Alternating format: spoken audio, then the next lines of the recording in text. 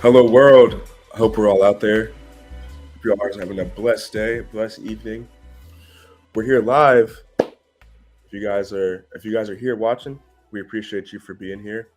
I go by the name of Phillip Jones, aka Tennis Rodman, but you can start calling me Phillip Jones. I'm gonna give it just a second for a couple people more to populate.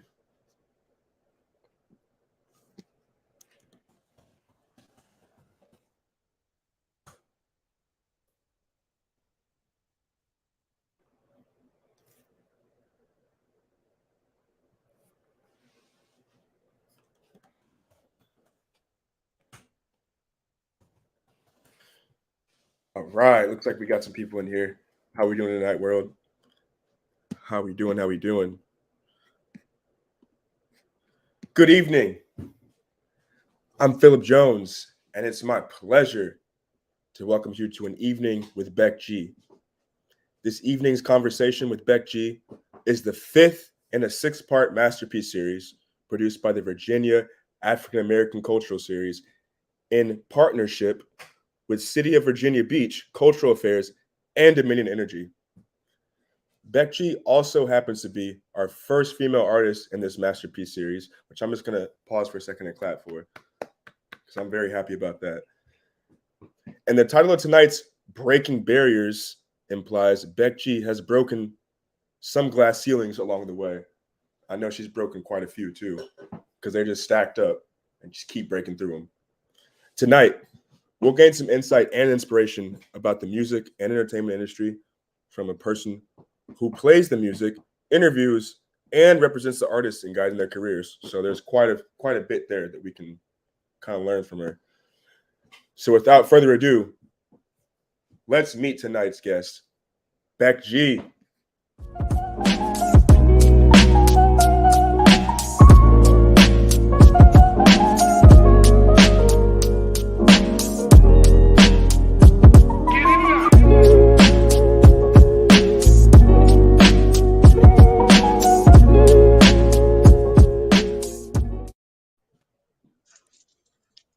Good evening.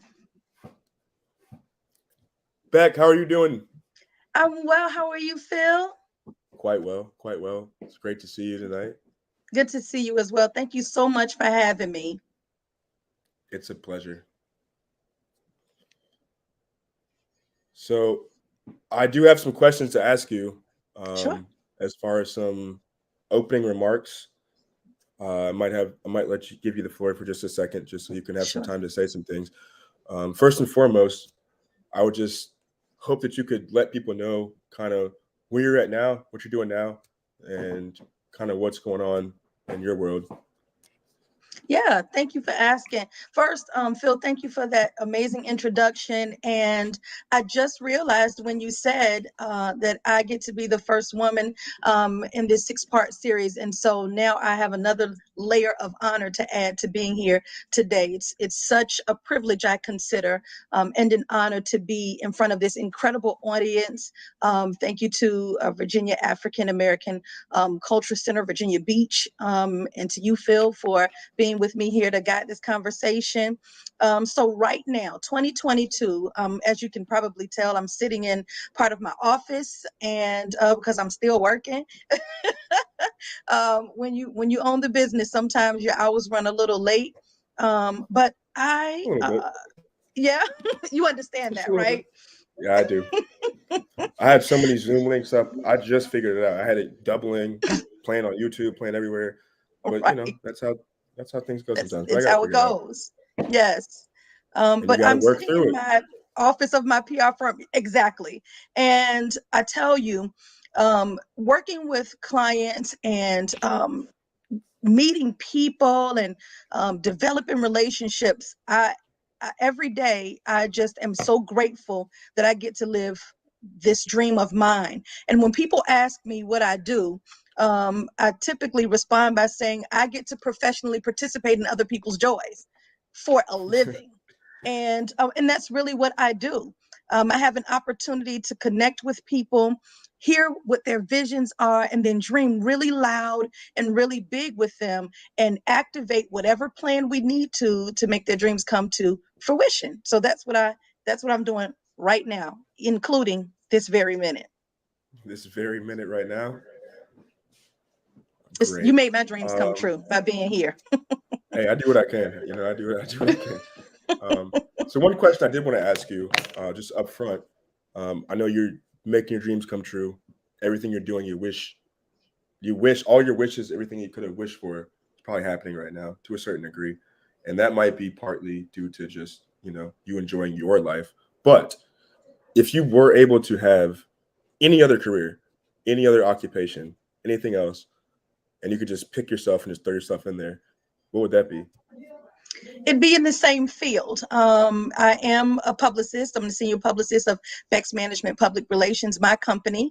I also work in front of the camera as a media personality, and I work events and red carpets and that type of thing. I'm a professional MC. I'm a voiceover artist. And so the only thing I could do differently is pick one of those to be my main gig. This is my main gig, being a publicist and, professionally participating in other people's joys. So the only thing I could do is just rotate one of the other things out and and that's it. I don't have a different answer. I'm also a singer, and that's how I got in the field, Phillip. I started off 100 years ago as a teenager. And I was an artist, and I was in a singing group, and we got to do some really incredible things, like sing on stage in front of you. This might be a little over your head, Phillip, in terms of the years and age, but we We'll got see. to We'll sing in see. front of Rex and Effects. I don't know if you remember that group. We Okay. got to sing in No, front of but Guy. You know that I group? know Guy. Yeah, I know Guy.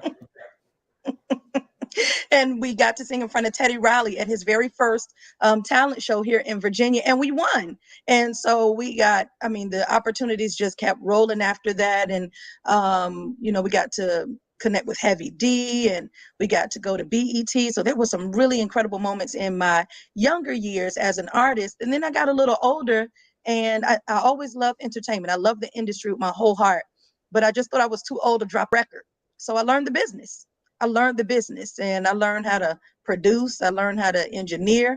My other passion is radio, where I live today still. And I just love radio so much. And so I delved into that and became an award-winning radio personality. And then I did freelance PR work. And I didn't know it was PR work. I thought I was just being an assistant and, a lightweight manager. And so then I tried to manage an artist, and that I learned very quickly that is not my ministry. Sure. So I had to dig deep and just find out, Beck, what do you love to do? And I didn't know there was a name for it, but I love connecting with people, hearing from them, and then using what resources and tools and access that I have to put it all together to watch their dreams, help facilitate their dreams to come true. And later I learned that was a publicist, and so I freelanced doing that. And then I did that, Phil, while I was working a full-time career. And I worked in that very same exact career for 20 years. And then I literally woke up one day, and this is, the story might sound a little fantastic, but it's really how I live. It's really my story, but I do want to give a disclaimer. This is my story. I'm not encouraging anybody to go out and do this, but this is how it happened for me. But I literally woke up one day, and I left. I decided this was my last day. And it was. And I left with no clients. I left with no company. I left with no plan, but I knew what was in my heart. And we all know that what's in your heart outweighs all of that. And Absolutely. so, I prayed and I listened to God, and I was way more afraid of being disobedient to God than I was about how I looked to people. What do you mean you left your job? You got good insurance, silly things like that, which, don't make or break your life. You'll find out. Right. Uh-oh. Right. But people will say sometimes, reality is stranger than fiction. And Yeah. sometimes your story Amen. might be something, that would be hard for people to believe a lot of times. Yeah. Because we don't see these stories. we don't see them in fictional tales and things like that. Right. But it's true. You know, I've It's true. And I had a little left bit of and a crazy life myself, and yeah. I think all of our stories, you know, are meant worth telling and Absolutely. And the point worth is not to hearing. impress people, but to inspire people, to just do what's in you, do what you love. And I try to live a life every day, doing this job, doing this work, exhausting my gift. I try to do this every day, and I try to tap myself completely out every day. And not until into exhaustion, but what I mean is there's something to do every day, and there's something we Absolutely. should be doing with and for other people every day. And so every day I try to understand what today's assignment is, and work really, really hard to fulfill that. So one of the things, and you touched on it a little bit earlier, but I think a lot of people might not even know what a publicist even is. Could you touch on that just real quick, just one more time, and Yes. kind of just give a brief description of what a publicist's job is and how that can relate to an artist's journey? Sure. Thank you for asking that. And that is, believe it or not, a very popular question I get. People like, I need you, but I don't know what I need you for. What do you do? So I'm, as a publicist, we have the great privilege to connect our clients, their brands, their goods, their services, with the public relations, relate them to the public. And we do that by way of, mostly you will hear people talk about publicists, working with the medium. That's a heavy part of our job, making sure that our clients get in front of the camera, get visibility, connect with other great people and celebrities, and have great photo ops. But the real genesis of our work comes from being able to tell the story, whether it's tell the story of the brand, tell the story of the product, which is it's a really important job, to make sure that you teach the public how to expect and respect your business. And that's our job. So anything that's public facing with our clients, we have to make sure it's in pristine, tip-top condition. So when the public does get a chance to connect with your brand or your good or your service or whatever it is that you offer, people understand exactly what it is that you do.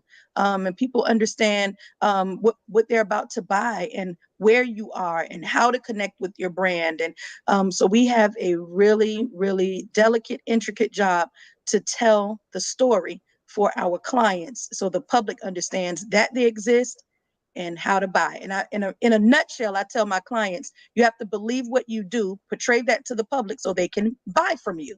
And then we fill in those blanks so Absolutely. people can do that. Absolutely. With the way social media works now, you know, a lot of independent artists starting out, you know, they might have to be their own publicist. They might have to be a graphic designer. They might have to make videos or become an engineer. And like a lot of things that you said you've done, you know, in your career just to figure out the next step, kind of people feel like they have to do that all themselves. So I think it's Mm-hmm. really great for us to be able to kind of talk to people, let them know like, hey, there's people out here who will help you. You just Right. might need to know the name of what they do Right. first. Yeah. But it's a lot. It's a lot. It's a lot, I but do it's have some really questions good. coming in, Sure. and Sure. I'd like to get some of the questions from the crowd coming in. One of the good ones that I saw was, Okay. have you worked with any celebrities? Because I kind of want to know about that too. All right, great. Yes, yes, yes. I've worked with celebrities, and I have to tell you, and Phillip, you can amen me, you can back me up on this. You cannot be starstruck working in this business. Absolutely I'm a not. fan of everybody I've ever worked with, but I cannot fan out when it's showtime. We got a job to do. So one of my very first moments when I started my own company, my client, I asked her, I tell all of my clients, and if they're here, they'll give you a big time thumbs up, amen. But all of my clients, one of our first conversations is dream big with me. What is it that you want to accomplish? What is it that you want the public to know? And my clients will say, well, I just want to do a small. I stop them there. I don't do small. You got the wrong publicist if you want to do small. You didn't get into business or start living your dream to do small. So dream really big and loud with me. And that's what they do. So one of my first clients when I started my company said, in response to that question, or that directive rather, was, I've always wanted to work with MC Light. That was a bit daunting for me because, this was one of my first major gigs, but, I too, like I tell my clients, I didn't get into this business to work small. So that was the charge she gave me. And in 2 days, we had MC Light and Dr. Lynn Richardson confirmed. And, you know, when Moving you fast. show, that was really cool, right? um, it was really an important moment, and I had a chance to work with their publicist. And the moment came where they came to Virginia, and we had them booked. I think we booked them to 1:30 that day, 1:30 p.m. for the day we needed them. And my job is always to make sure when people walk into my client's moment that they are so wrapped in to the moment that they want to do it again. Or if they go get another moment like this somewhere else, I want this to be so remarkable that this Right. is the measure. And so I said that to say that by the time we were done, they were so engrossed in the moment with us that we looked up we were literally ending the event, and my client and I looked at each other like, it's 5 o'clock and they're still here. Their security had to come get them to say, it's time to go. The plane's leaving with or without you. So that was pretty marvelous. And they said, make sure that you call us to come back.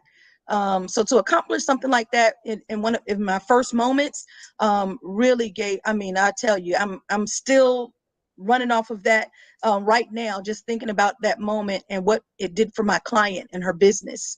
Sure. So yeah, I've worked with celebrities and it's been really, really amazing. I think that a lot of times, celebrities get treated like celebrities all day, and they get the good parts of it and the bad parts. So when people do treat people like people, they can really appreciate it, especially if people don't get to have that treatment.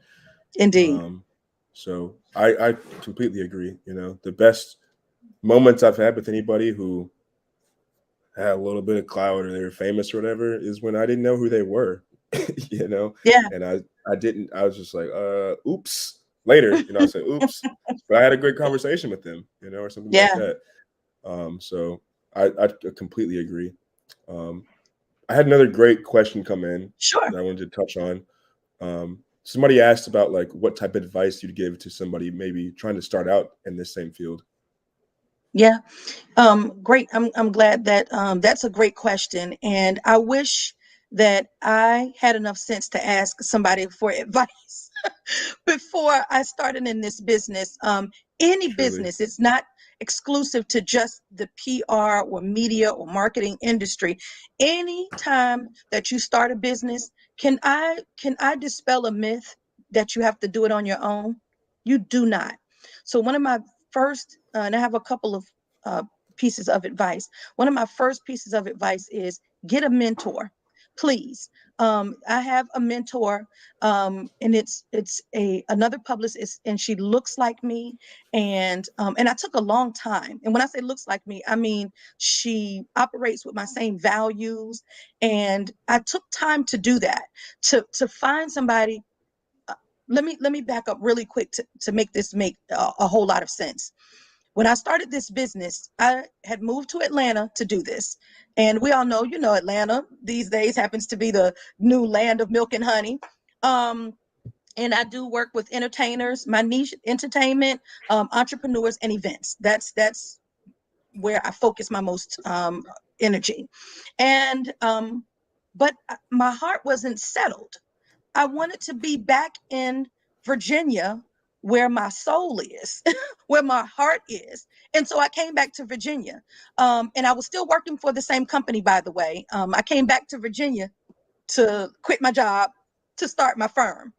And I came back to Virginia, quit my job, started my firm, and I did that after I saw this publicist.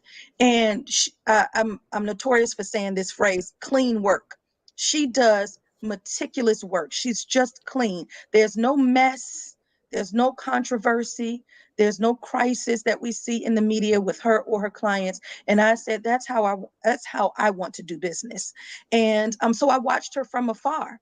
I had the great opportunity to, and we know each other, we're familiar, but she had no idea that I watched her the way that I did. And she had no idea, thusly, that she inspired me the way that she did. So I had the great opportunity to say to her in a moment we shared in November past, this past November, to say to her all the things I've been wanting to say to her for 5 years. And she was in complete shock. And we both said at the same time, you never know who's watching. So my first piece of advice, get a mentor. Find somebody who does it the way that you do it. I tell my clients all the time, listen, start a business if that's what you want to do, right? Go sit in the C-suite of a corporation if that's what you want to do. The big deal is you have to answer the question, so what? I didn't invent PR. I'm not the first person to have a PR firm. So what? Why would people come to Beck's management? And that's a real question that you have to ask in the mirror. And if you can answer that honestly and wholeheartedly, then go do what you see. And my second piece of advice is believe what you see with your natural and your spiritual eye. Believe what you see about you. So if you dream, and I dream in color, y'all. I dream with green, blue, red, right? I dream in color. And so when I dream, I dream when I'm awake, I dream when I'm asleep, and I always think about what do I need to do to maximize my potential? And that's a thought and even a question I ask out loud of myself and even my clients every day. And the answer, you should have an answer. And so get a mentor, believe what you see when you dream, believe what you see with your natural and your spiritual eye. And then my third piece of advice, y'all, oh my gosh, this is probably so unpopular. The comments are probably going to go crazy, but I have this saying and people laugh every time, but I always say, Okay, ready we'll is for see. suckers. Ready is for suckers. And what I mean by that is if you wait until you're ready, you'll die waiting, right? Be prepared. Sure. Everybody's not in a place or position or mindset to just quit their job like I did. And to be honest, are we telling the truth on this thing today? I wasn't This is either. only truth. Only This is truth. only truth, right? I Only wasn't truth. ready That's the either. only thing I try to do on Only here. the truth, right? I saw a disclaimer. I It said wasn't only ready truth. either. But I have just a saying, and it's in jest. But ready is for suckers. Be prepared, but don't wait until you're ready. We always find another thing that we need to do or have or say or be before we're ready. If you see it and it's in your heart and you know that you have at least enough to start, then start. I jumped, y'all. I jumped. Excuse me, to start. I didn't dream that up. I didn't just wake up and say jump. I had been thinking about it, and the day came and I jumped. And here I am. I'll be celebrating 5 years in May with my own company. And but just do it. Just go. Just jump, and not the literal jump. I'm talking about the figurative jump, but just go do it. And so those are three main pieces of advice I have. That was kind of You long, said but not that's literally. Don't jump. don't jump. Don't Not jump. literally, figuratively, Not literally. please. I completely agree. I think that's definitely a bold choice to kind of just jump, especially when you have the healthcare. It's a big jump, but especially in the entertainment industry, being an artist, anything like that, you got to, if you believe in yourself for real, and you maybe had a couple people tell you, I think it's good. Mm-hmm. You got to do it. You got to give it a try. You And you got to maybe do have to it. fail over and over and over, but you Yeah. learn way more from losing or failing than you do from just doing day to day. And that's something I go over with my clients. Some people don't go because they're scared to fail. Well, I don't. There are a couple of words I don't use in my vocabulary, in my comings and goings. And one is realistic. I don't use the word realistic when we're talking business, because realistic is relative. Realistic for who? If you see it and you believe it, then it can be done. You don't have to make your measure what everybody else has done. right? The other thing I don't use is failure. Failure is final. We do fall, and we might even lay down, but we don't have to stay down. You get up from falling, right? So I don't tell my clients that you failed. We talk about, okay, look, this was a misstep, so how do we fix it, right? And then another phrase I don't use is too ambitious. Too ambitious for who? I can't do what you do, Phil. I can't do it. I can't do it. There's only one Tennis Rodman, right? There's but one Beck G. And so I don't use, wow, that's too ambitious. If you said to me, Phil Beck, I really I want to drop an album, and I got on my goal sheet, I want a Grammy by 2025. That I don't hear impossibility. I don't listen in impossibility. I don't speak in impossibility. So I said, great. And that is a form, ladies and gentlemen, of goal setting. So since you made that your goal, now I get to come in with you, and we get to chart the course. We get to craft exactly how we're going to get there. So yeah, that's what we do. And so we fall, we misstep, we make a mistake, but a mistake is one that you make once, right? Once you figure out, wow, where did I err? Where was my mistake? Then we figure out how to not repeat. Mistake is one you make once, you do it again, you meant to do it, right? So we Hey, just figure I'm out right there with you. right? We I have a saying that I love, and that's clean work. I like clean work. And by clean work, I mean just be honest, have a pure intention, and make sure that this is within your hands capabilities, also known as stay in your lane. I don't have a habit of trying to do anybody else's job. Often when I'm in settings, even like this, I don't have advice about anything that I don't know anything about. And I'll tell you in a minute, I know PR. I don't know what you have to do, but I know what I have to do. And I work hard to do it well. So that's what we should do when you're starting a business, you're starting a venture. And even if you're on the other side and you're preparing to select a PR firm, um, do great work even there as the seeker, right? Do great work there. Find out, what is it that I want to do, and does this firm line up with my vision? There are things I will not do. There are things I will not do because it doesn't line up with who I am, personally or professionally. But guess what I do? I refer them. There's a thing about when you tell a potential customer or client no, you can't leave people at no. If they had to work up the gumption to say, let me call or let me inquire, I mean, think about a time you called the store and you say, hey, listen, y'all have a red and black shirt? Nope, we don't have it. I still want a red and black shirt. So the thing that's going to make that store remarkable, even though the answer was no, was I don't. But let me tell you where you can go find it. I promise you, the next time you're looking for a shoelace, an earring, a hat, right? Anything, you'll probably call that store back because they didn't just leave you at no. So I work with my clients to do that. I don't leave them at no. I work with potential clients. I don't leave them at no. We figure out a way to make it work. And I also say to them, this is not a good look for you. Here's what is. People want solution. They don't want just an answer. People want solution. People want to be fed. They want something that sticks to their ribs. They want real sustenance. And that's my job, is to hear my clients say, all right, well, all right, Beck, you told me to dream big. You think we can get on Oprah tomorrow? Not tomorrow. Not tomorrow. But let's chart a plan. Let's make a plan for Yeah. how we can get Every there. day is Right? tomorrow. Every day is day. tomorrow. We'll get it. Right. Yeah, we'll get that done.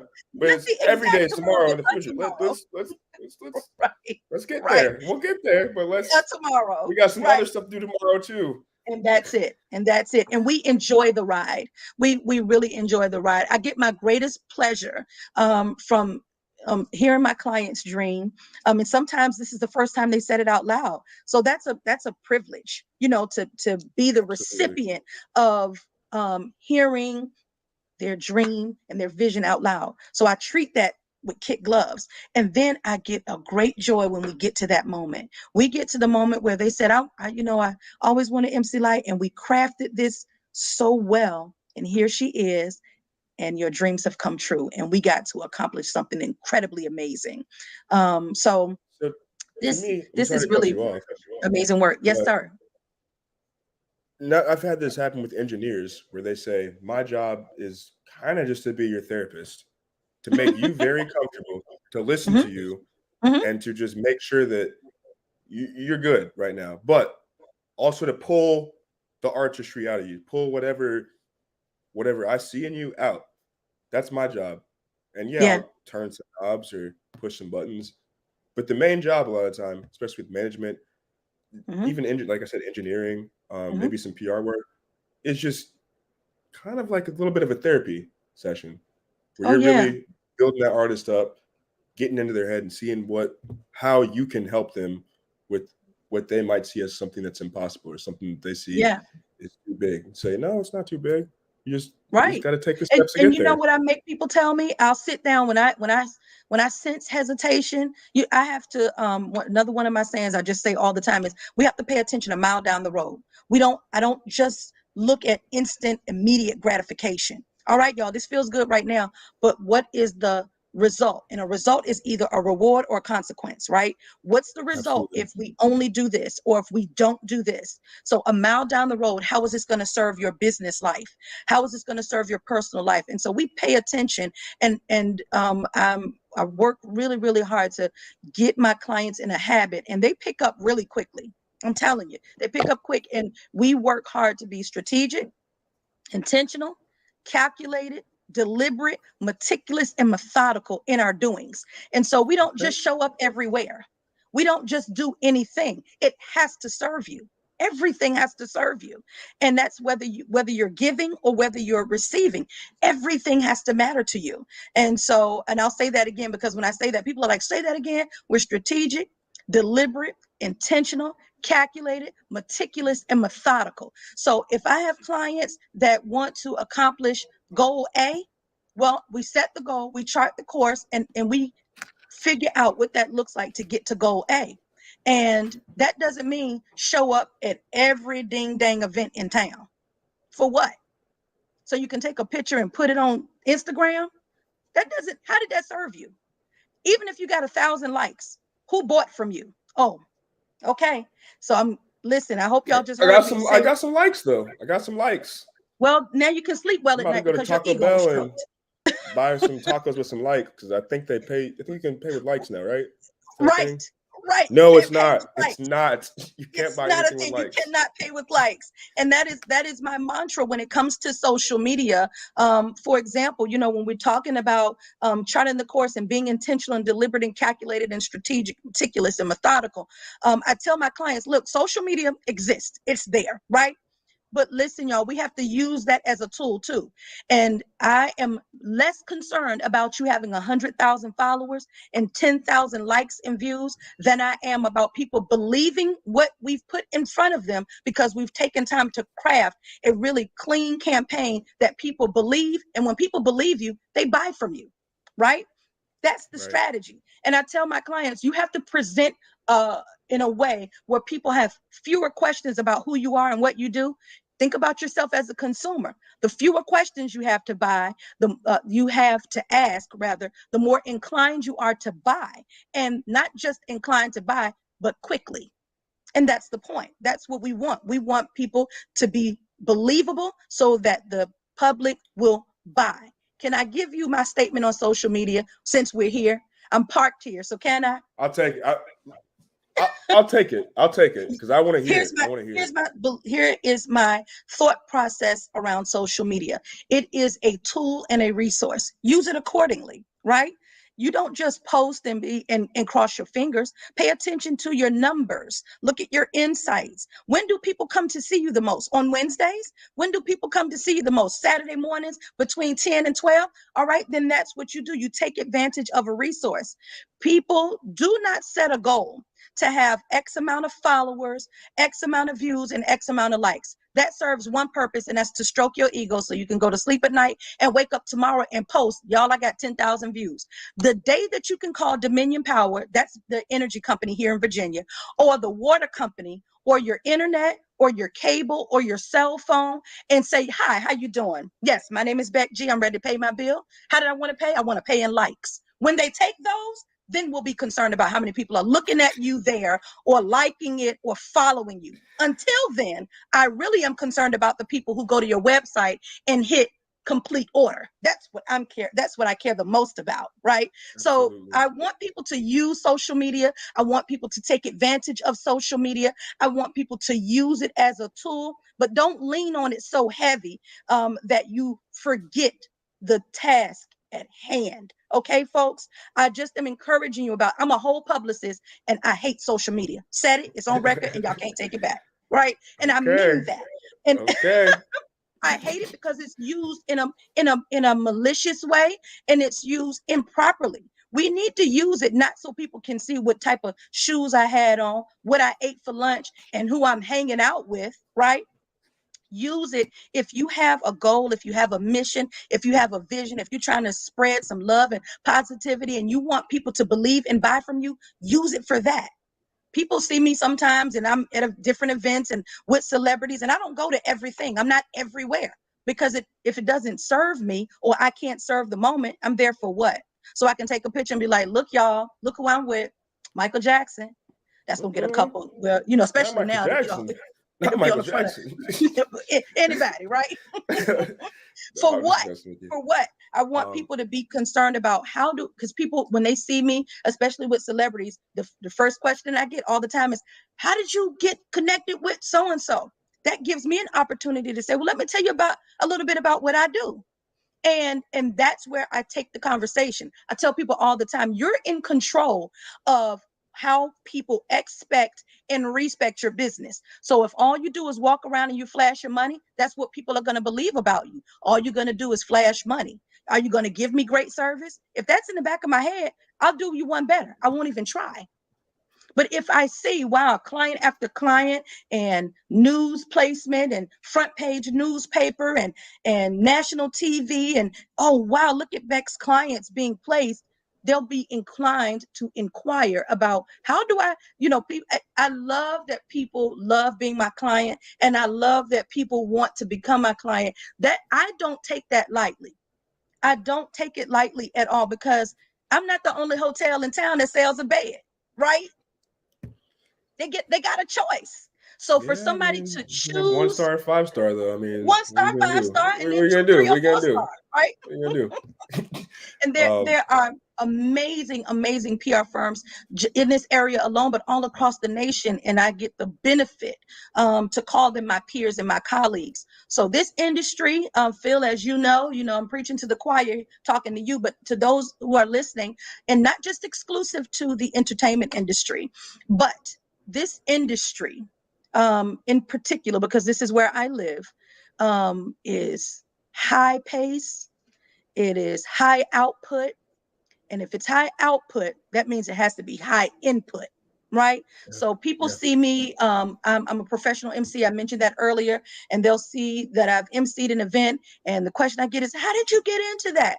And guess what I do? I tell them how I got into it. And I tell them, look, y'all, it's not just me with a mic and I'm thinking up stuff off the top of my head. I prepare. This didn't happen overnight. It didn't happen overnight. Just yesterday. I didn't just start to do this. You have to prepare. I want to share this quick story with you. One of the first celebrity interviews I had on the red carpet in front of the camera was with Michael Vick. Now, anybody who knows me knows I know not a thing about sports. I think you make a basket on the football field and you make a goal on the basketball court. I don't know one thing from the other, right? But that I didn't let that stop me from being a great host on the red carpet and asking meaningful, succinct, clean questions. So I activated a resource, which is a gentleman I know who is a sports fanatic. And when I say sports fanatic, he can rattle off stats, players, from things from any sport. And so I activated him and I said, listen, I need to hire you.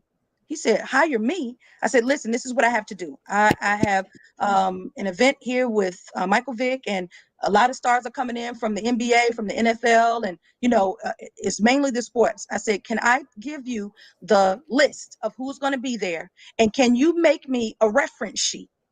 And what I did on that reference sheet is I asked for a few quick things: their picture, and beside it, their name, whatever public nickname they go by, and give me 2 facts. They can be, historical or recent, about them that would make them say, wow, she really knows who I am. So I don't know, it could have been Kareem Abdul-Jabbar and all of his whatever records he holds. Just put that on that reference sheet. So when the caller at the end of the red carpet says, now announcing Michael Vick, I can say, all right, show me Michael Vick. He showed it to me, put the paper down, he walked up, and I asked questions like I knew what I was talking about.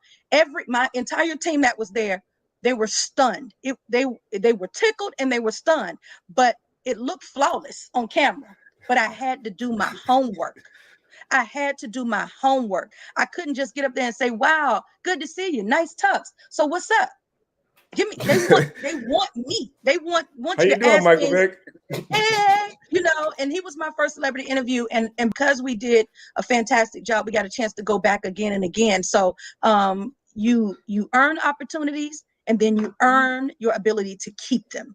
And I know we're probably about to go to break, but I want to go to break, and I know we'll be back. I'll be back after the break, but I want to go to break saying this. If it's that time, I want to go to break saying this. There are 2 principles that I founded my business on, and this applies to me everywhere: in radio, media, when I'm working on red carpets, when I'm doing voice work, when I'm even emceeing an event, and when I'm doing my ever favorite PR work. The requirement I have, the 2 principles are: be consistent. Be consistent. You don't get great results when you do it once and you say, well, that's what I got to give. No, be consistent. And the second most important, y'all, is develop important, mutually beneficial, symbiotic relationships. Develop relationships. There's not an industry you can become a part of where developing relationships is not important. And I'm not talking about relationships so you can name drop. That's not important.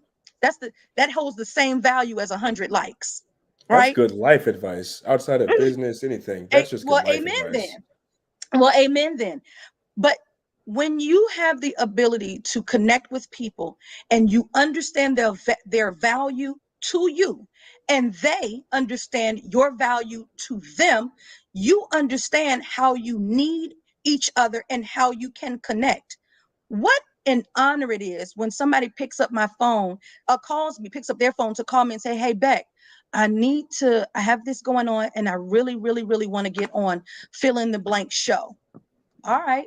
The fact that you know my value and that you've seen me do it before, so you know that I'm consistent enough that I could do it again, and you consider me to be a part of your vision, that's incredible. That has to do with relationship. If they don't know me, they come to me by referral. I don't have commercials on TV for myself.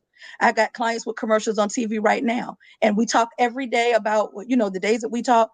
Wow, I got more customers that came in today because they saw the commercial. But guess what we did with that commercial? We took time to craft the commercial. We wrote it. Right. I needed to make sure that every color, every placement, the entire treatment edified my client's business, and that it did. And relationship also got us some extra spots or another mention somewhere that, Exactly. hey now, Contacts came back into play, right? They that's came back it. into play. That's it. Yeah. Yeah. Perfect.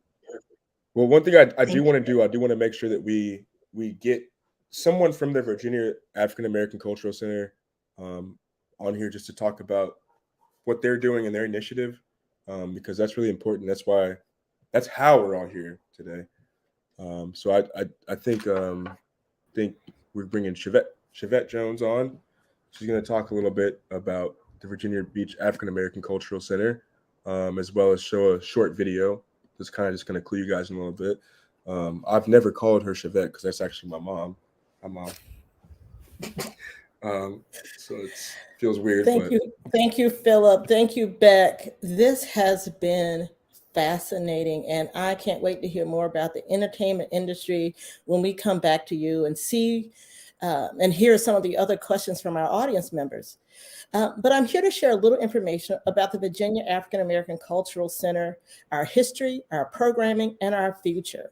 The Virginia African American Cultural Center is bringing the Masterpiece series to our viewers in partnership with a grant from the Virginia Beach Cultural Affairs, Arts, and Humanities Commission and our sponsor, Dominion Energy. The goal of this masterpiece series is to showcase artists from various genres who have turned their passion and training in the arts into successful careers. So far in the series, we've featured Dr. Anthony Haley, CEO of Mosaic Steel Orchestra, multidisciplined artist Renee Dickerson, musical composer, arranger, and producer Dunn Pearson, professional DJ Swab. And this evening, we have been enjoying a conversation. We have been getting a lesson from MC, talent manager, and radio personality Beck G. And on May 19th, we will finish this 6-part series with a one-woman show by Morgan Avery McCoy, award-winning actress, author, motivational speaker, educator, and CEO. Now, here are a couple of facts about VAACC. In 2016, the African American Cultural Center, as it was named, was established with the mission of making Virginia Beach another hub for African American culture and historical resources in the region. Fast forward to 2019, the city of Virginia Beach, recognizing the impact of such an organization, conveyed to this organization 4.8 acres of land at 744 Hampshire Avenue in Virginia Beach. This site is surrounded by 7 historically African American neighborhoods. That year, the center's name was also changed to its current name, as it became clear that the mission of the Cultural Center was too great not to be shared statewide. The Virginia African American Cultural Center will be a place where residents and visitors from around the globe can learn about the richness and diversity of the African American experience, relating to their lives historically, aesthetically, culturally. The center will transcend race and unite the history of many communities by sharing the stories that shape the fabric of the city of Virginia Beach, Hampton Roads, and communities across the Commonwealth of Virginia and beyond.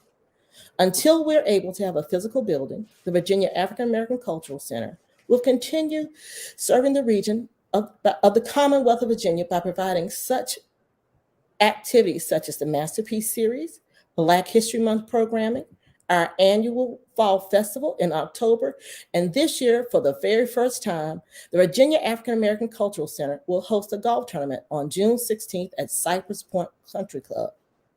Right now, you may ask yourself, how does VAACC do all of these things?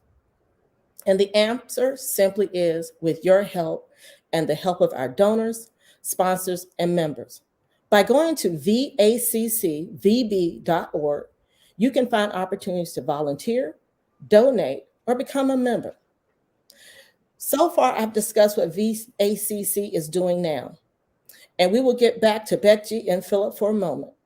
But right now, we have a video that shows the future of the Virginia African American Cultural Center.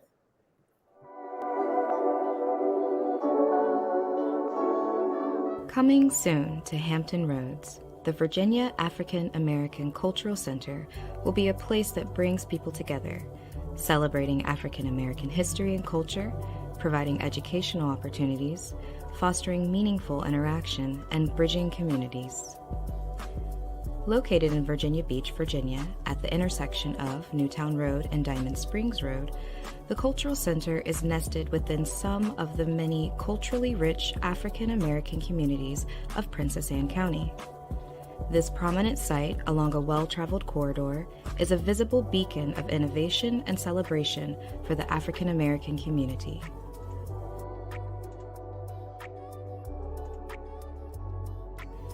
The Cultural Center will tell the story of African Americans in Virginia. Co-Ed Q. The building's design is arranged according to this guiding formula.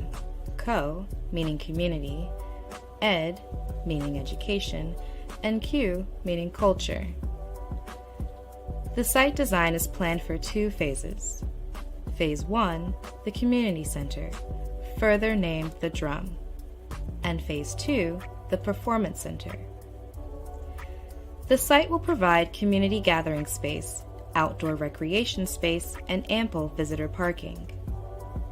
Here, in the recreation area, restored basketball courts with new architectural landscaping features adjoined, bridging connection to the drum.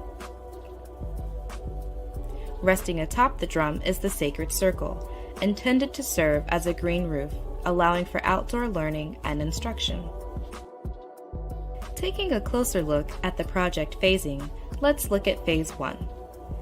Beating as the pulse of the project, the drum will occupy Phase 1.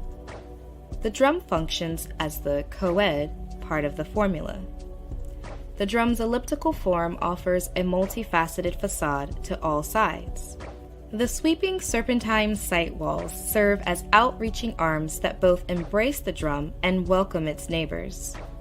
The sweeping sight walls also help create a gently rising hill, allowing for multifunctioning use and moments of discovery. Topped with a green roof, the drum lives as an expression of nature, sustainability, and learning. Soon after Phase 1 is completed and opened, construction of Phase 2 will begin. Phase 2 fulfills the Q part of the formula and will function as the center's primary performance venue. Bringing the site to completion, this final wing of the center will provide larger scale opportunities for formal performances and entertainment showcases, seating up to 250 guests. Sealed within the drum is the Great Room, a space manifest for the great coming together of people and community. Wrapped warmly by the exterior walls of meaning screen system, this flexible space will facilitate programs and gatherings for performance, expositions, conventions, ceremonies, lectures, and more. With the guiding principles of cultivating community, education, and culture, the expanse of the Great Room is shaped to encourage and reinforce these principles. Through a blend of sculptural architecture and artful historic artifacts, the facility will be bountiful in cultural expression and community interaction. Traversing the drum from the upper level of the Great Room, one can enjoy a performance or an event below, view into the art exhibitions beyond, or simply occupy the meeting rooms and administrative spaces available on that level. Another key feature in the building's program is a secondary flexible multi-purpose space to be separate from the Great Room. Here, the flexible space can facilitate a variety of programs, from conference meetings and training programs, to workshops and lectures, to hosting emerging technologies for digital learning for children and adults alike, and much more. The room can even provide direct access to the green roof for expanding the classroom beyond borders. The Virginia African American Cultural Center, a place of bringing people together.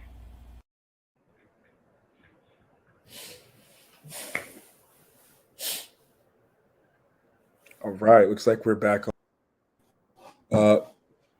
Lovely video. I mean, looks like it exists in the metaverse right now, but I want to insert myself into the metaverse just so I could hang out there. That looks like quite a space. Well, hopefully soon we can all be there in person. And that is part of the reason we're having these types of events, so that we can ensure that the community locally as well as globally, we've had viewership from even as far away as Africa. So we are excited, and we are just ready for people to be excited with us. So I'm going to turn it back over to you and Beck, but if people have any questions or anything they'd like to know about the Virginia African American Cultural Center, they can go to our website at VAACCVB.org. You can send us an email, or you can also just call us. We have a telephone number as well. So we'll put that up on the screen, and please reach out to VAACC if you have any questions or if you'd like to volunteer, donate, or sponsor. Thank you. Thank you. I mean, that space, I can't wait for it. It's going to happen. I already know it's going to happen because it's just so beautiful. It can't not happen. I think anyone that, was paying attention and saw that video would agree that's a place that they'd love to be. So we're all on board. Beck, one thing I wanted to do before we ended the meeting, I wanted to open up to any other questions that we did have from the Sure. audience. I've been getting great questions the whole time, and it's making my job a little bit easier too, having all these great questions. I tell you the truth. I'm telling you, it's making it a little bit easier. Yeah, while we're waiting for questions, that center is incredible. So I'm excited. I see a question here. I did see a few questions come in. One of them that I saw. I'll wait for you. I also wanted to know about is, do you only work in the entertainment industry or with entertainers as far as what you're doing? Or I assume that it can expand way beyond the entertainment industry, because a lot of people can use the kind of help that you're offering. Yes, sir. Thank you for asking that. I do not focus exclusively on entertainment. I have a 3-prong niche, and that is entertainment, events, and entrepreneurs. And I have entrepreneurs that expand across many industries. And so I just care that people have something that they love to do enough to want to do it and be consistent doing it.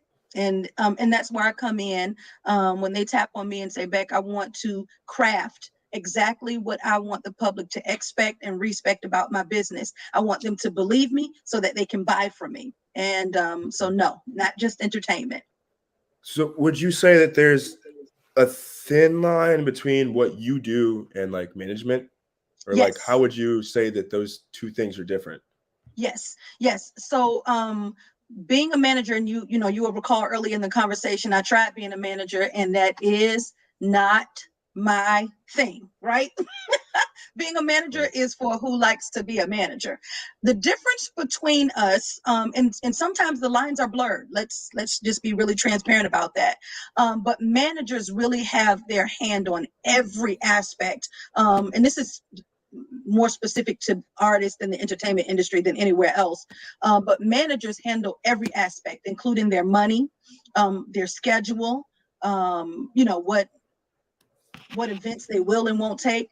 I focus in on what the public sees about them and how to craft moments where we increase our access to visibility. And so sometimes that looks like management, and sometimes management looks like being a publicist, and our lines cross all the time. But when there is a manager and a publicist in the situation, on the team, I should say, that's really beautiful, because we get to draw some really defined lines, and it makes it easier for everybody involved, because we get some lanes we get to stay in, and I'm okay with that. Absolutely. So last question that I think I'm getting from the crowd, but I think this is an important one, and I think that anyone who's an artist out there could appreciate it, and you'd be a great person to answer it. Why does an artist or an entertainer even need a manager or a PR or anything like that? What is the difference that someone like you could do for an artist? Great. So artists, especially even, and I've had artists come to me that are established, and they just want a fresh look. And so my clients, what I do with my clients, I don't redo what they look like. I'm not a stylist, number one. And number two, I can barely pick out my own clothes. And then number two is I care that you don't take on a second job of trying to be something that you're not. That's really the most important part in terms of their image and their branding. What I care about is the messaging. So, I have clients, if every day you got on jeans and sneakers and a t-shirt, if that's how you live, then what I'm going to do is train the public to expect and respect you exactly that way, believe you, and buy from you. So when artists have a need to, all right, I really want to get this music out. This is who I am, and this is the music it hasn't been done, and it's a different sound. You love it for real, or you do? Then let's get into it.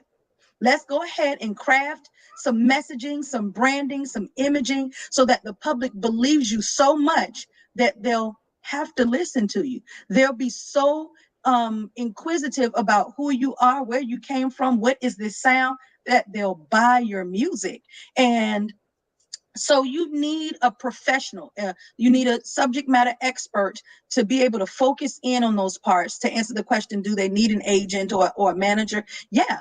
And let me tell you the importance of a team. One of my clients, there are a few of us, and we are part of what's called their winning team. And they have an accountant, an attorney, publicist, an assistant, and a couple of other real estate manager, everything. And that way, these clients get to focus on the task at hand. They don't really have to do much else other than focus on the task at hand. We get to take care of all of the other things so they don't have to. So that's what the beauty of having a publicist or a manager, even an assistant, is. It takes a little bit more off of their plate so they can focus on the task, the craft at hand. If I want to sing and make music, and I want to write, and I want to produce, I want to do that. I don't want to really keep running to the bank every time we get a check. I don't really want to do my taxes on my own. I don't really want to sit down at the computer and craft, all right, how am I going to put this message out today? And let me go ahead and get some more content together because I got a big album drop. And so I don't want to do that. I really just want to get in the booth, and I want to stay there until the sun goes up, goes back down, and comes back up again. That's what I want to do as an artist. So having an agent, a manager, any additional member of your team, that's how it serves artists in particular, and anybody else for that matter. It allows them to focus on the task at hand. I mean, that's a beautiful answer. I mean, there's not we could talk all day. We might have to talk after this because I got a lot of good information for you today. I know you got a lot more for me too. But and I see so many questions. I want to open up the floor for you to be able to say where people can get in contact with you, all that kind of stuff. And anything that you want to put out there, I want to give you that time to do that without having to answer any questions. So the floor is yours. Thank you so much. Well, I guess one of the first things I have to say is I'm so grateful for this opportunity. I was trying to peek at the comments as we were talking, and I just really appreciate being here. I don't take lightly that we're here in this moment. You know, COVID got us virtual more times than not, but I appreciate meeting everyone by way of comment, by way of question, by way of discussion, by way of conversation. And consider us developing a relationship, each and every one of you. We have to do that. I had someone come in today who I met for the first time at an event in Williamsburg, Virginia. And I have this little, I say out loud sometimes, I like lunch. So if you really want me to listen to you, take me to lunch. And, you know, I say it tongue in cheek, but he took it literally. And he made an appointment with me and he said, can we do lunch? You got it. And he showed up today with this. And I don't know if you all can see this, but he brought me some gourmet cookies with my logo on them.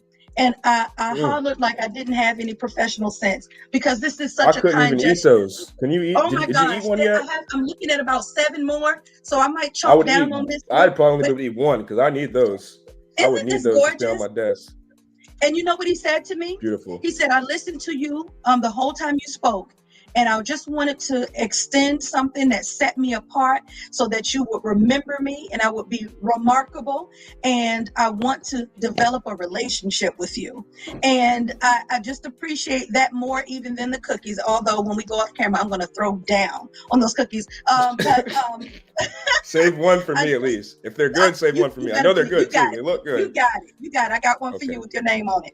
And but I just am thankful for being here. And I saw so many questions. I know we didn't get to all of them, but please feel free to reach out to me at my website, www.becksmanagement.com. There's a contact us form. It comes straight to my email, and my assistant or I will be able to respond to you within 24 hours.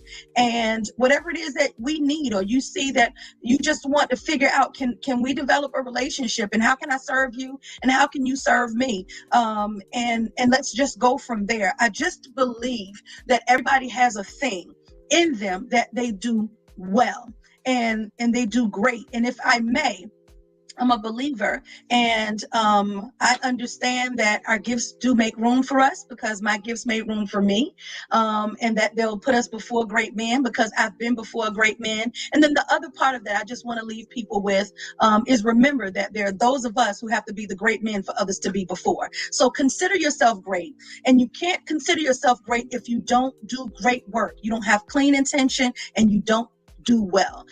So thank you so much again to VAACC for having me. I am going to put this on the calendar. I'm going to be at that groundbreaking, or at least at the grand opening of the Virginia African American Cultural Center. Count me in. Whatever y'all need me for, I am there. Thank you so much for having me. And it was certainly an elevated honor to be the first woman on this 6-part series. Thank you so much. Thank you so much. Y'all got me for life. You know We have a what? relationship. Before we go, we'll go over a little bit because that's important. That's very important. This is the Breaking Barriers episode, and one of the questions I did see that we didn't get to answer, we'll go over a little bit, is I want to know about your path as a female getting into this industry, and maybe some of the differences that you saw, or just some of the hardships that you endured, and maybe just give a little bit of encouragement to anyone else out there who might be trying to break in. Yes, thank you. Wow, what an important question to answer, and a great way to go out. So thank you for asking me that. So my response to that question, being a woman in this industry, is I never noticed the difference. And let me tell you why. I don't carry myself where I allow people to show me a difference. And I'm not being amazing or fantastic in my response. That's really how I live. You don't get to treat me like I'm something other than you. And other can mean less than, not enough, any of that. You don't get to do that. I present myself in any situation where I mean to do what I came to do. And you'll carry and treat me accordingly. So I present to the public how I require you to expect and respect my business. And I don't seem, and not out of my eyes or in my ears have I seen or heard any of that type of situation. Obstacles that I've encountered have been people who don't understand the value of what I do. And they, oh my gosh, it costs how much? I hear that. And some of the other obstacles I hear are, well, how come you didn't? Because that wasn't in your contract. You can add that for a small fee. You know what I mean? So those are the things I encounter. Just a little bit. Just a little bit. But I instead of saying this is my price, because remember, I don't leave people with no. So instead of saying, well, listen, this I can do all of that. And I remember somebody called and I said, run your list down. What do you need? And his quote came out to be about $23,000. And he sent me back a one-word response, and it said, what? and so I could have not responded. And he said, make it make sense to me. And I responded to him and I said, listen, here's why. Let me break this down. Let me show you exactly what we will do, how we will do it, the time it's going to take. And he understood. And he said, well, that's not in my budget, but when and if it is, I'm coming back. I could have left him at, oh, he said what? He doesn't have the money. I don't need to deal with him. I think a mile down the road. I don't charge my prices according to people's pockets. I charge prices according to the service that I deliver and the results I expect to obtain. And so, if you need something from me and it's out of your league, I can understand that. So what I do is one of two things. How do we get in your league? Tell me what your league is. And that's my code word for budget. Hello, right? Or I'm going to be here when you're ready. I got a spot for you. I tell people that and they love it. They'll call me in a year. You still got a spot for me? You better believe it. You better believe it. See, I'm popping now. I got money now. I'm popping now. And I love it. And I deal with that in a way that maintains my professionalism, which is very important to me, because being a woman in the industry, I understand, and I've had some indecent proposals and I handle those on site. Where you are indecent, I correct you. And then I don't even want to leave you in a place where, oh my gosh, she checked me and wrecked me and disrespected me. No. And I fix it. And then I ask, are we good? Are we good? That won't happen again, right? All right. And then we go on. And we don't have to discuss it anymore. Once it's solved, let's keep going. right? Do great business, y'all. Treat people well, treat people with kindness and respect, and have a pure intention in any situation that you enter as a business owner, in this media industry, in the entertainment industry, marketing, PR, and whatever it is that you do. Have a clean, pure intention, because if that's your input, it would certainly be your output. Do well and be well. I like how you said check, correct, disrespect too, though, because I saw your MC in there a little bit too. I saw a little bit of that too. I didn't mean to rhyme, it just came out like that. I say that on the radio. I didn't mean to rhyme, it just came out like that. It just comes out sometimes. This was an amazing talk. You know, Thank you, me sir. personally, I got a lot of this, and Thank you. It's an honor to be here talking with you tonight, just to get a little bit of insight, a little bit more into what's going on. And I know a lot of the viewers have the same sentiment, so it's an honor. Thank you. Thank you. I'm gonna send it back over to Chevette, because I know that we have a couple more things we probably want to just say in closing, but for me, I'm good. This was great. Thank you. Thank you for having me. Hi, Chevette. Thank you for having me. Phillip, who is my son, full disclosure. Beck, who is my friend, full disclosure. This was amazing. This went above and beyond expectations. And we just want to say, on behalf, and I saying we, on behalf of the Virginia African American Cultural Center, Beck G and Phillip Jones, thank you all for spending some of your evening with us. We know you could be anywhere and you chose to be with us, and we appreciate your time and appreciate the talents that we know you will bring to the Virginia African American Cultural Center. Once again, you can see us at VAACCVB.org. Thank you and have a blessed evening.